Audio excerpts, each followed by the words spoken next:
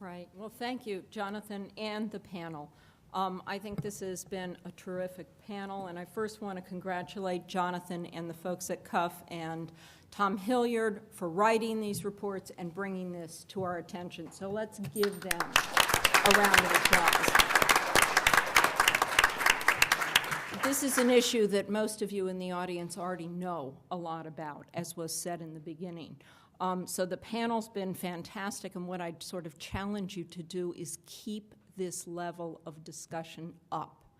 Yes, community colleges are getting the kind of attention that they deserve. Actually, I wanted to ask a question here.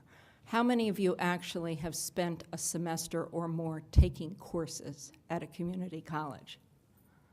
Yes, okay. So we know, we're still a minority, but we know that they are actually wonderful gateways to careers, and this is what we're talking about. So keep the discussion up. I'm glad that Thomas was willing to say we need to talk about resources because, in fact, this is an investment, this is a public investment, and the colleges and the institutions deserve accountability for this investment, and I think they're willing to be accountable, and they've demonstrated incredible creativity and flexibility and innovation in their programs.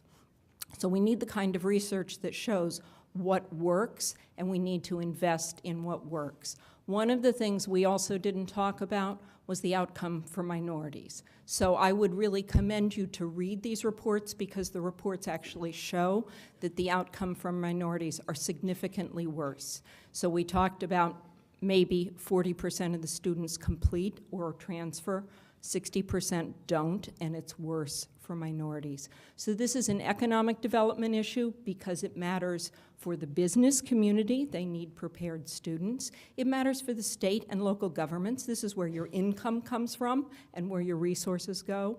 It's a social and community issue. This is where our public dollars go.